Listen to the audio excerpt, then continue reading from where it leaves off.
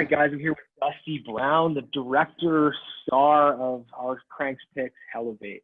Hey, Dusty. Hi, how are you? I'm good, man. So we were just talking about music, making films.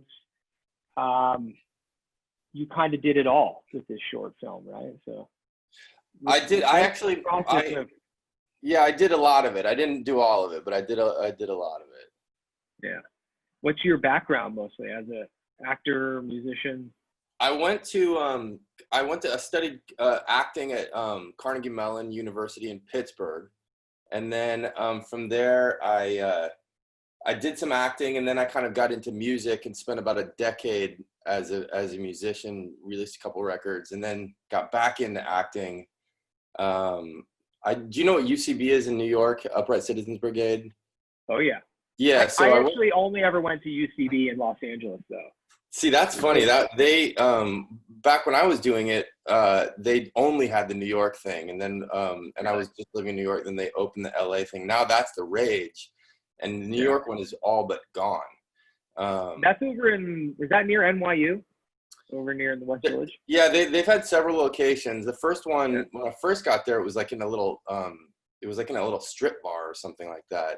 But then they had this location that was on the west side, right around 23rd or 22nd Street. Okay. And then they had one down by NYU too.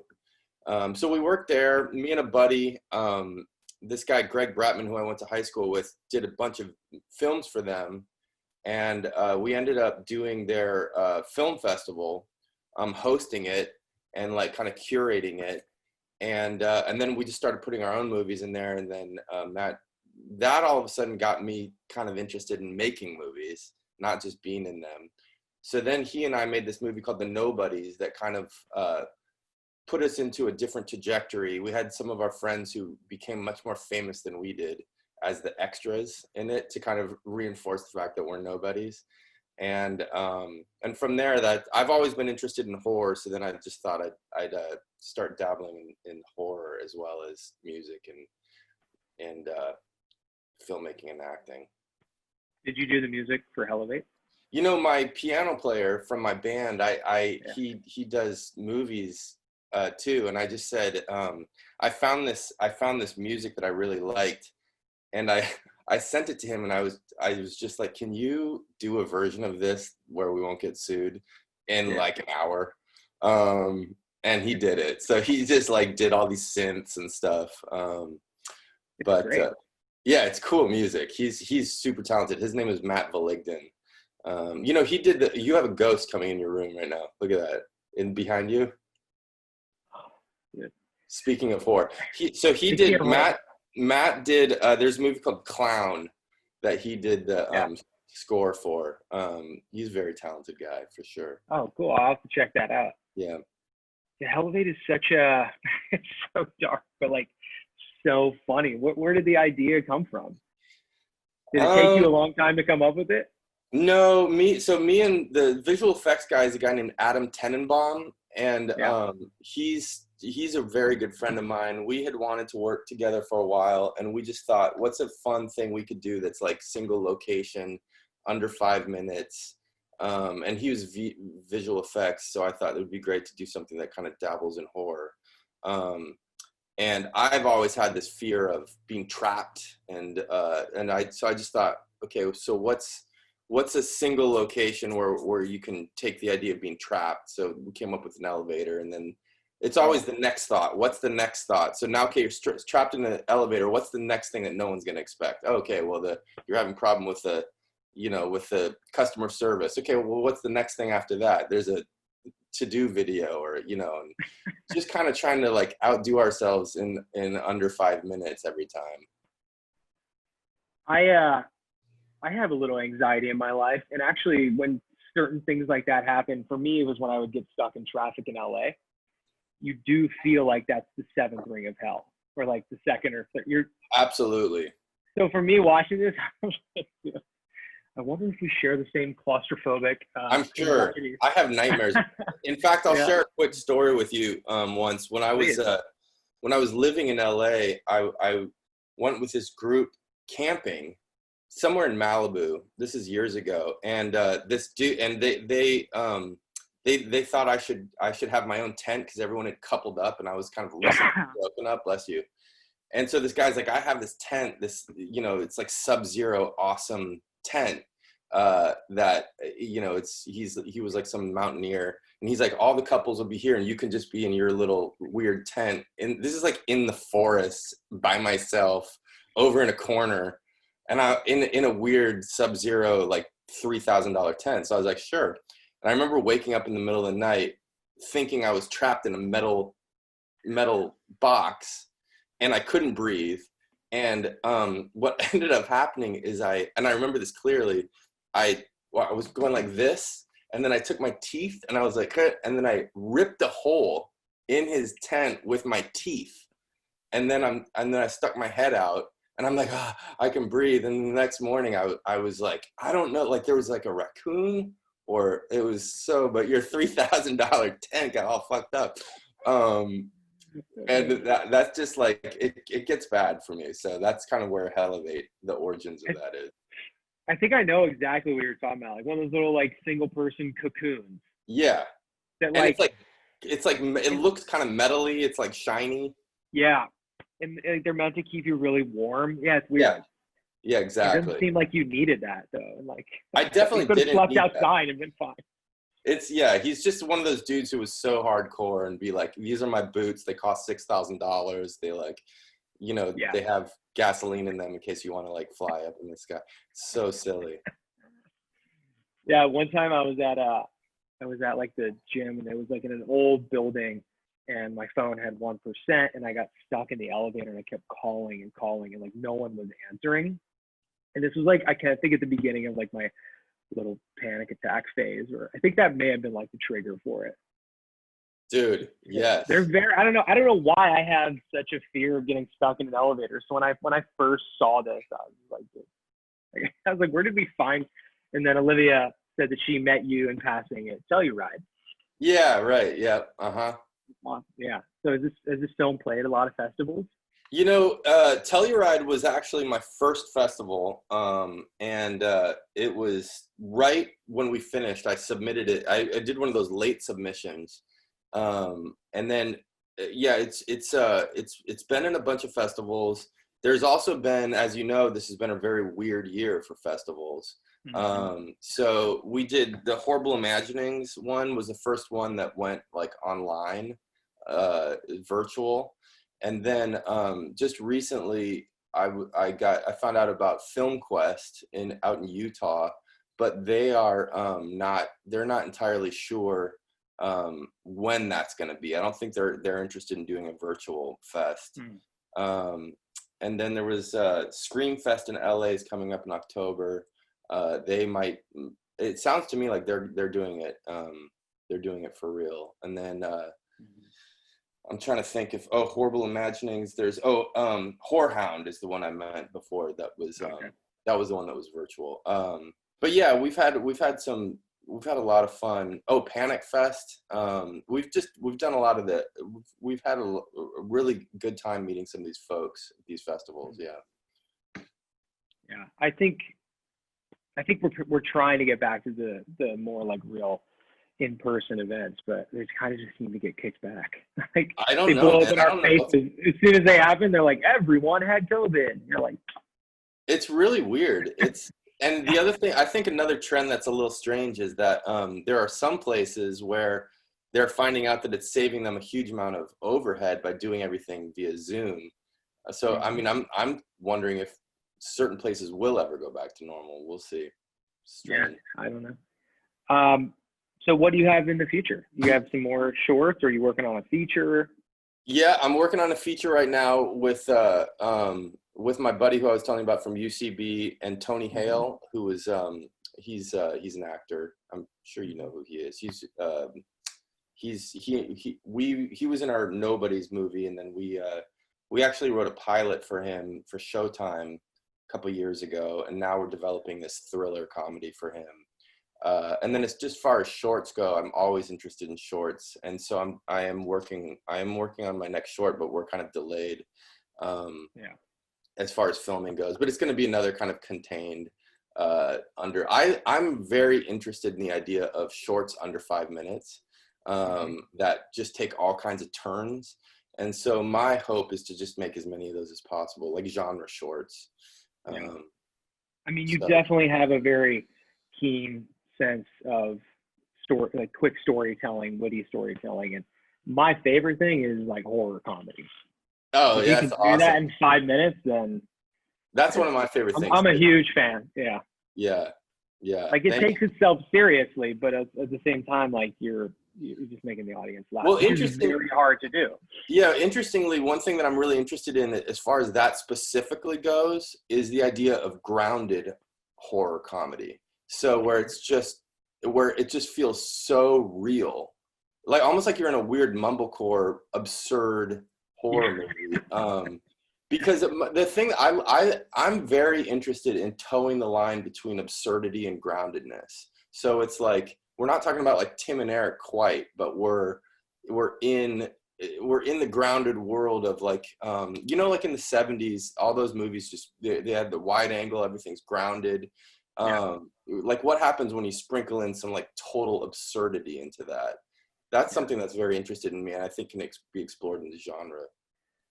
Well, I think this year alone has kind of felt like what you just described. Dude, that's exactly right. Yeah. Where I'm like, everything's normal. Oh, there's 2 hurricanes at the same time right now. Yeah. You know what I mean? Like, and there's fire tornadoes.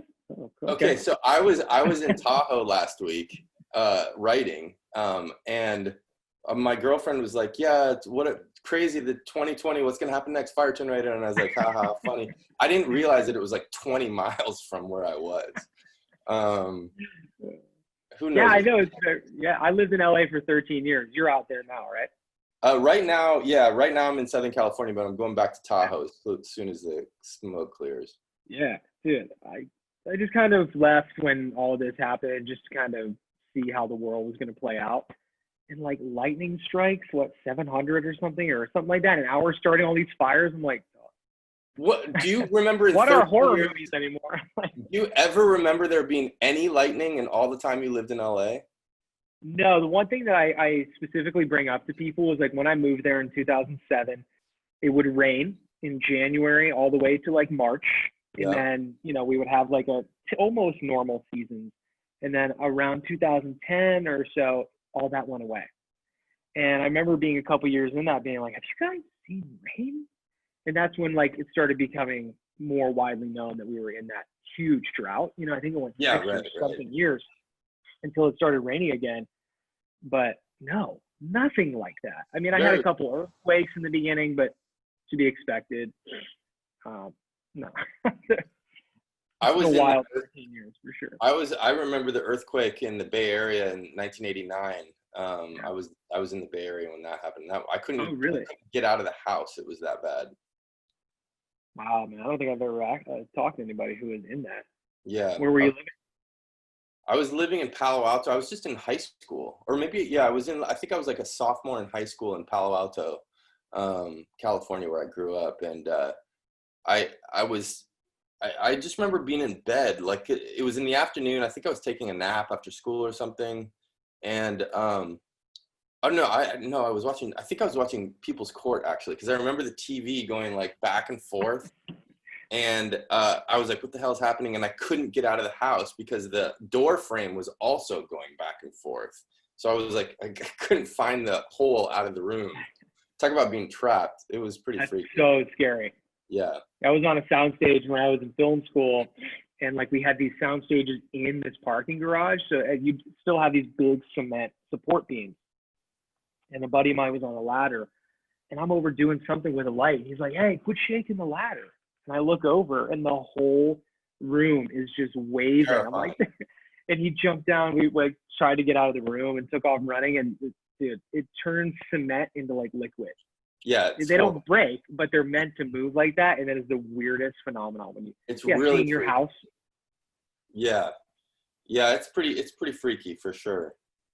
I feel like all the like creative meetings that MTV has right now, they're just like, what else is going on? Cool. I don't know if you ever watch cable.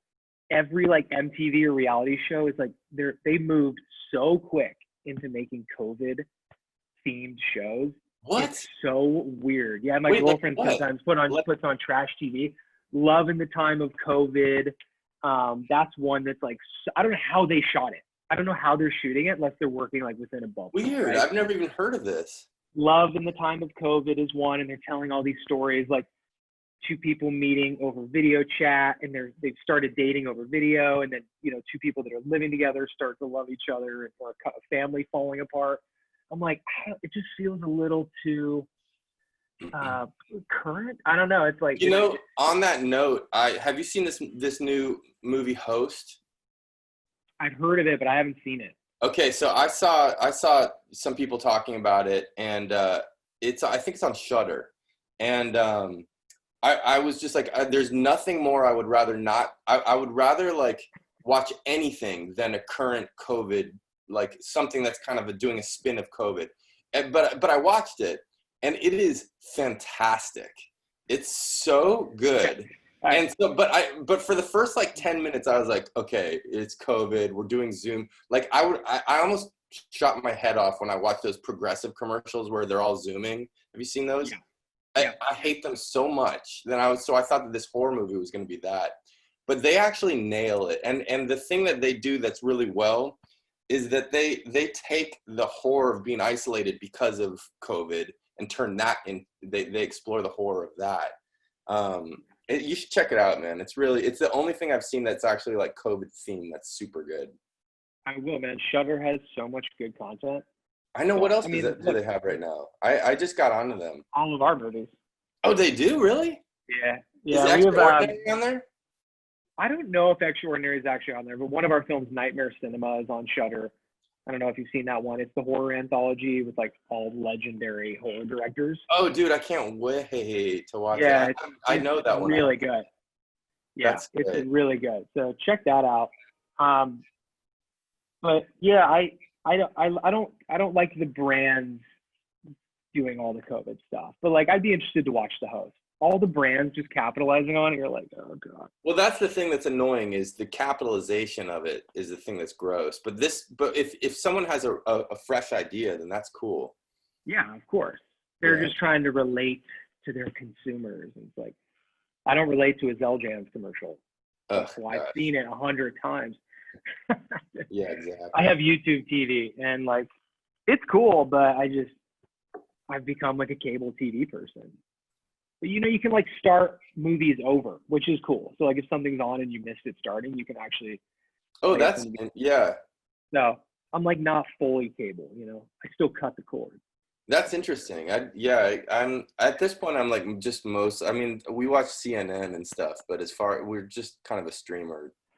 I just let CNN play in the house, so I feel like I have someone here with me. Like, it's pretty nice to have it in the background. Wolf Blitzer's music is so intense. Like, I kind of have like outer body moments. So like, when I'm just like sitting there watching it, and there's like these intense like cinematic strings playing, and he's like, the world is burning and falling apart. And like, if you make movies, right, sometimes when you're watching a movie, you get taken out of it because you're like, oh, the camera guy's like right there. Yeah. So I'm just like sitting there watching CNN being like, where did they come up with this music? What are they actually channeling into my brain right now? I wonder that too. I sometimes wonder if we're not in like a weird Ray Bradbury story or something. I think so. It's very strange. I think there's like psychology of like hypnosis behind a lot of this stuff. Well, if you watch, and I mean, many people have said this, but if you watch Fox, it's basically the same thing, even though it's completely different content. It's just. Oh, it is, yeah. It's really interesting. I like to keep my eye on everything, so I can at least be first in the conversation. Like, but when when I'm watching Fox, I'm like, whoa, look, we're all living in different realities, but it's wild. And they use terms, and like a lot of times in hypnosis, like they'll be very monotonous, and they'll speak a certain way, and they'll keep using keywords that like drive you into more of like a hypnotic state, which like CNN is so guilty of it. They all are. Yeah. And that's why they hit you with the same people every time, at the specific time every day. They're really saying the same shit. This COVID stuff is like, there's nothing new. Yeah. Today we're up, today we're down. What's Sanjay Gupta have to say? It's very strange. I watched too much of it. We have it on right now. It's in the background. Yeah. Yeah. I love it. We're on different time zones, but we're getting the same person. Who do we have right now? Is Jake Tapper? Dusty, it's been really good to chat with you, man. And I love the short that you shot. And anything else that you make, just send it to us. We'd love to get some of yours programmed. I'll send you Nobodies. Did you get a chance to see Nobodies? I can't remember if I sent that to you guys. I haven't seen Nobodies, but maybe other people here have. So I'll send it to you. It's not a horror short, but you might like it because it has some music in it. Oh yeah, cool. Well, yeah, I'm gonna put the short right up here so people can click on it, and then I'll put all your contact information and ways that people can reach out to you. And if you care to share your music, I can also put it in there as well. Okay, cool. Great. Thank you, man. It was great chatting with you. Yeah, great chatting with you. I'm going to end this call now, but we'll be in touch. All right, sounds good. All right, Dusty. Thanks. Talk to you soon. You too. Bye-bye.